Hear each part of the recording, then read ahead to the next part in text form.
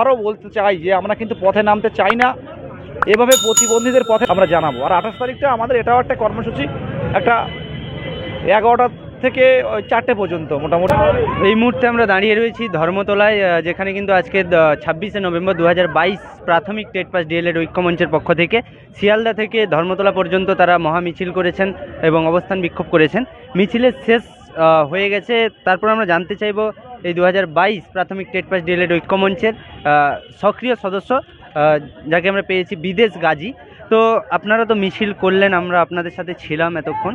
তো আমার এটাই জানার যে এই মিছিল যে শেষ হলো এর পরবর্তী কর্মসূচি হিসেবে আপনারা কি জানালেন? আমাদের 28 তারিখে এপিসি ভবন মানে West Bengal board of primary এডুকেশনের খুব কাছেই করুণাময়ী বাস স্ট্যান্ডের সামনে একটা অবস্থানের সিদ্ধান্ত আমরা নিয়েছি প্রশাসনের সাথে কথা বলে। তো সেখান থেকে আমরা কমিশনার সাহেবের কাছে আমরা ইন্টারভিউ এবং 50,000 ভ্যাকান্সি সম্পর্কে কতটা কি এগোলো সে বিষয়ে আমরা জানব। তারপর আমরা আগামী দিনের কি কর্মসূচি, আমরা আবারও বলতে চাই যে আমরা কিন্তু পথে নামতে চাই না, এভাবে প্রতিবন্ধীদের পথে নামাতেও চাই না। আমাদের বিষয়টা ভাবার জন্য প্রশাসনকে বারংবার বলা হচ্ছে, আমরা কিন্তু বাধ্য হচ্ছি।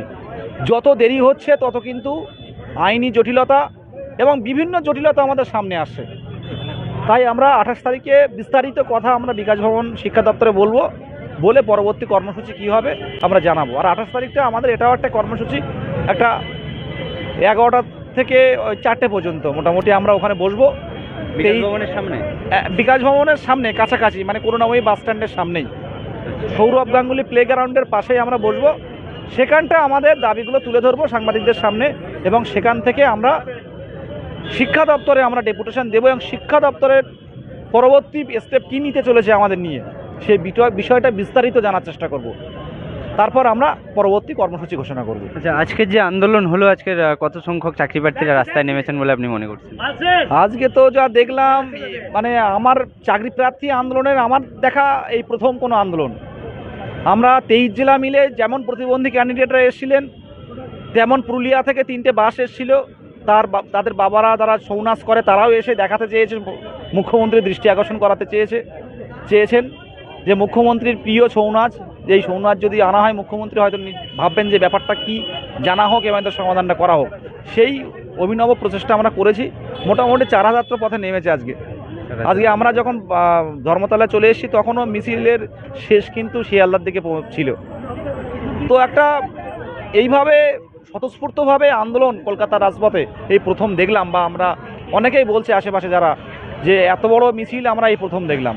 আমরা আগামী দিনে আমাদের দাবি মানতে হবে, দাবি না মানলে কিন্তু আমরা প্রতিরোধে নামবো। আচ্ছা, আরেকটা বিষয় নির্দিষ্টভাবে জানতে চাইবো, অনেকে বলছেন যে 24-এ যদি নোটিশ না দেওয়া হয় তাহলে অনেকের বয়স পেরিয়ে যাবে, সেই বিষয়ে আপনারা কি চিন্তা ভাবনা করছেন? দেখুন, বয়স পেরিয়ে একদম এটা ঠিক কথা। 24-এর হিসেবে যদি নোটিশ দেয় অনেকে ফর্ম ফিল আপ করতে পারবে, কিন্তু ডিসেম্বর মাস পেরিয়ে গেলে কিন্তু অনেকে ফর্ম ফিল আপ করতে পারবে না।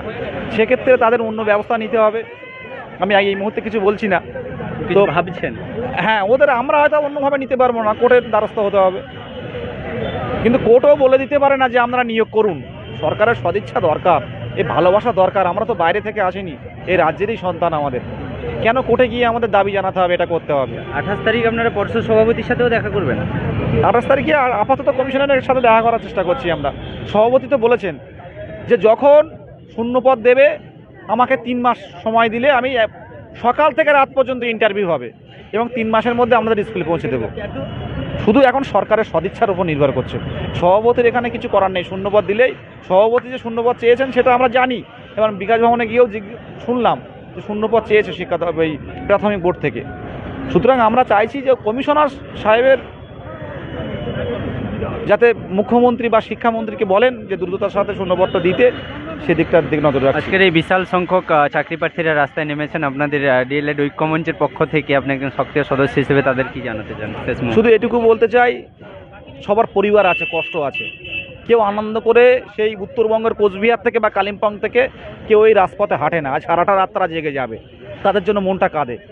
তারা যেদিন হেসে বলবে দাদা এই পাশে চাকরি পেলাম, বা 2 কিলোমিটার বা অন্য পাড়ায় গিয়ে চাকরি পেলাম, তখন আমাদের কাছে এই নেতৃত্ব হিসাবে এটা কিন্তু আনন্দের হবে। আমরা চাই, আমাদেরও পরিবার আছে, আমারও পরিবার আছে, আমারও বাড়ির বাবা মা আছে, তারাও অনেক কষ্টে আছে, যে এই স্বতঃস্ফূর্ত আন্দোলন এর যেন শেষ পর্যায়ে সবার স্বপ্ন পূরণ হয়। এই দাবিটা ভগবান বলুন, আল্লাহ বলুন, দোয়া আশীর্বাদ সবার কাছে করি।